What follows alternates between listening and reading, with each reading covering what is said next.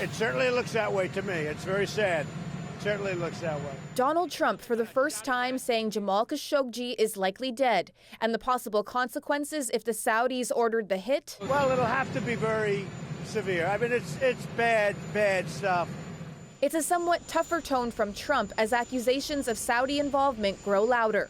Today, a Turkish newspaper published photos of a man with close ties to the Saudi crown prince outside the consulate on the day Khashoggi disappeared.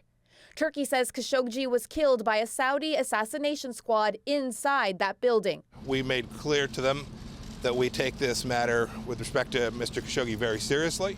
But the U.S. still seems to be treading lightly with the Saudis.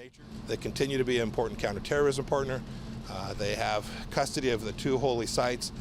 They're an important strategic alliance of the United States, and we need to be mindful of that as well. Today, human rights groups called for a United Nations investigation and for the U.S. to do more. I would like to see President Trump, for example, speak out forcefully for more information, getting the Saudis to tell us exactly what happened. I think it's important that we get that signal from the top of the U.S. government. Turkish police continue to investigate, and they've expanded their search to a nearby forest looking for Khashoggi's remains. And so Ellen joins us from Washington. Ellen, the White House seems to be doing this sort of odd balancing act, trying to appear tough on the Saudis, trying not to harm their relationship. Is there anything more the United States can do? Well, there's been some tough talk here, Adrian, from some senators calling for things like sanctions, for example. But the biggest real response we've seen from the U.S. is Treasury Secretary Steven Mnuchin pulling out of an economic summit in Saudi Arabia. Now, that's not much, but the U.S. says it wants to see further proof. Now, tonight, there is an unconfirmed report that Mike Pompeo did listen to an audio recording of Khashoggi's alleged killing. So it could be we'll see a tougher response in the coming days. But until that time, we are seeing this balancing act by the administration. Okay, Ellen Morrow in Washington tonight. Thanks, Ellen. You're welcome.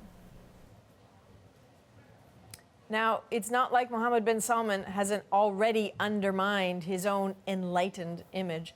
As Middle East analyst Bill Law points out, MBS has a ruthless streak, but for now, at least, Donald Trump seems to be sticking with him.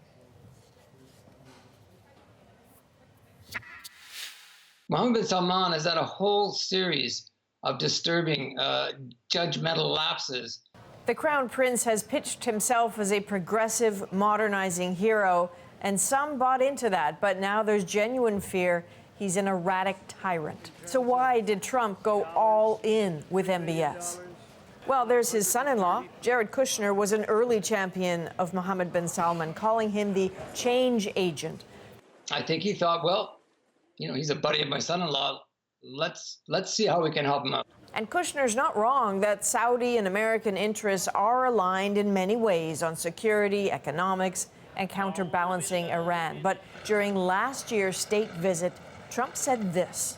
We are not here to tell other people how to live, what to do. Soon after, the regime isolated Qatar, seized Lebanon's prime minister, accelerated its war in Yemen, killing thousands of civilians, and at home, Mohammed bin Salman rounded up anyone he perceived as a threat, including relatives, some of whom are still in custody.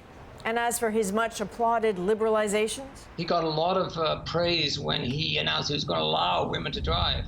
But then just before they were going to be given that great privilege, he arrested many, many women activists. The question many are now asking, can he be trusted? This young man is not someone that can be relied upon.